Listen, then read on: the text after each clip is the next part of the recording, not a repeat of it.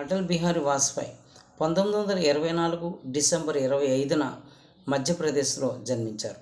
ఆయన జన్మదినాన్ని సుపరిపాలనా దినంగా పాటించమని పిలుపు ఇచ్చారు. మరి అటల్ బిహారీ వాజ్పేయి భారతీయ జనతా పార్టీ తరఫున ఎన్డీఏ కూటమిలో మొదటి ప్రధానిగా సేవలందించారు.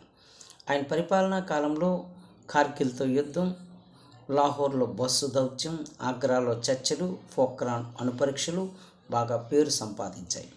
అటల్ బిహారీ వాజ్పేయి కనెక్ట్ ఇండియా సాహసంతో కూడుకున్నటువంటిది.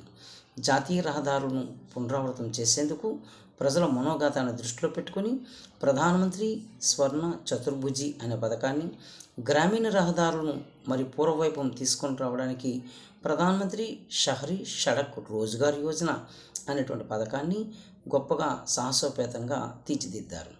దేశాన్ని ప్రగతి పథంలో నడిపించడంలో ఆయన గొప్ప ధైర్యశాలి. ఆయన అనేక రకాలైనటువంటి సాహసోపేతమైనటువంటి చర్యలు చేపట్టారు. మరి ఎన్డీఏ 1 తరపున అటల్ బిహారీ వాజ్పేయి గొప్ప ప్రధానిగా కీర్తిని సంపాదించారు. భారతీయ జనతా పార్టీ 1984లో 2 స్థానాలు సంపాదించింది. నేడు భారతీయ జనతా పార్టీ మరి 18వ లోక్సభ ఎన్నికల్లో 293 సీట్లు సంపాదించింది. ఇంతటి స్థాయికి వెళ్ళడానికి అటల్జీ చేసినటువంటి సేవలే ఒక గొప్ప కారణంగా చెప్పవచ్చు.